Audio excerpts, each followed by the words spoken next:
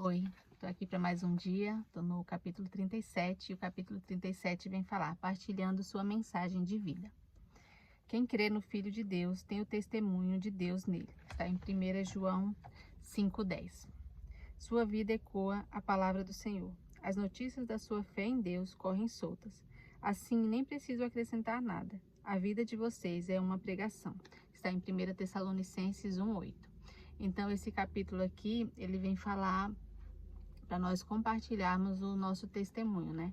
Para que a gente venha compartilhar a nossa história de vida com as pessoas, que assim as pessoas vão enxergar Deus através da nossa história, né?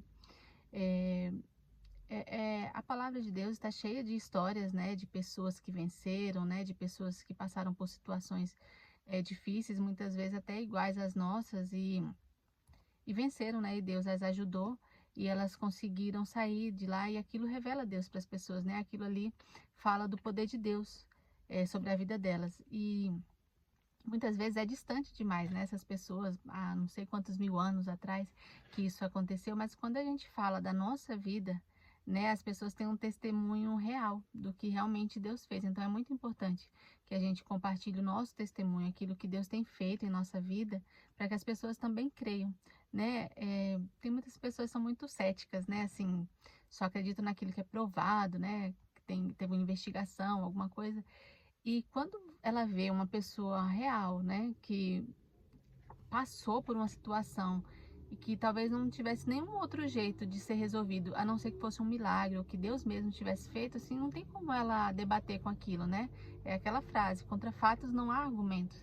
Então, o nosso testemunho é muito valioso, né, para revelar Deus às pessoas e para edificar a fé das pessoas mesmo. Eu lembro que muitas vezes na minha vida, por mais que eu já conhecesse Deus, né, já soubesse do poder dele, ele já tivesse feito muitas coisas na minha vida, às vezes a gente fica um pouquinho abatido, né? E quando você ouve um testemunho, nossa, aquilo ali aviva a sua fé, né? Aquilo ali traz a lembrança de quem Deus é. Então é muito bom. Então, assim, a nossa missão de vida também é contar o nosso testemunho para as pessoas. Deus fez algo na nossa vida para que a gente revelasse isso a elas, e às vezes assim, através da Bíblia, né? Muitas pessoas não têm acesso. Não é que não tem acesso, não querem ler, né? Tem preguiça de ler, mas assim, quando você fala, você está tendo uma conversa que você traz uma experiência sua, aquilo ali muitas vezes pode tocar o coração dela e pode ser Deus querendo falar através de você. Então, assim, não omita o seu testemunho e conte ele às pessoas, né? Pode ser o seu testemunho que vai trazer aquela pessoa para Jesus.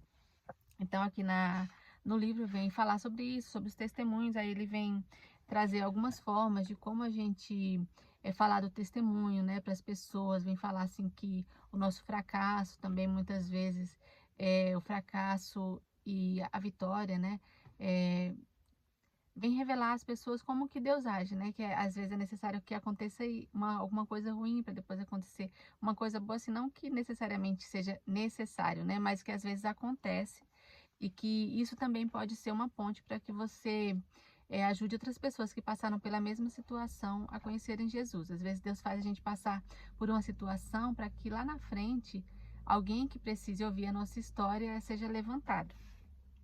Então fala assim, eu vou trazer só aqui um trechinho do livro que fala assim, ó, pessoas maduras desenvolvem o hábito de extrair lições das experiências do dia a dia. Insisto em que você faça uma lista das lições aprendidas. A menos que as tenha anotado, você provavelmente não terá o hábito de pensar nelas. Eis aqui algumas para avivar sua memória e fazer começar a escrever.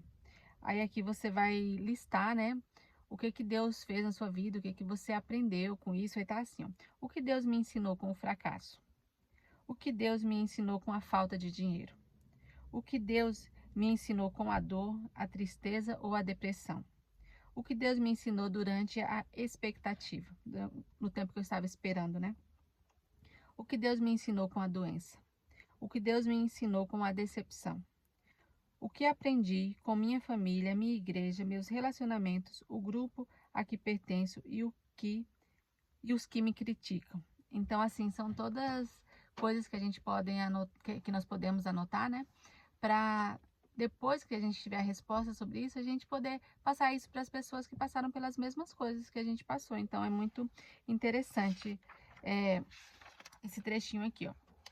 E tem uma parte que eu também anotei que fala assim, ó: histórias compartilhadas criam uma ponte de relacionamento pela qual Jesus pode atravessar do seu coração para o coração delas. Então é isso, Jesus vai usar a sua vida, a sua história para tocar a vida de outras pessoas.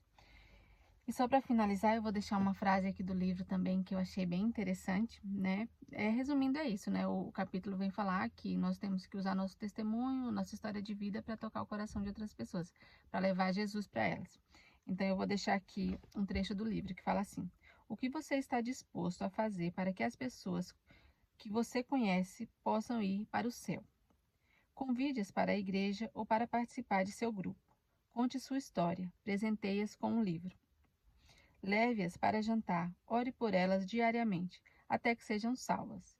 Seu campo missionário está ao seu redor. Não perca as oportunidades que Deus está lhe dando.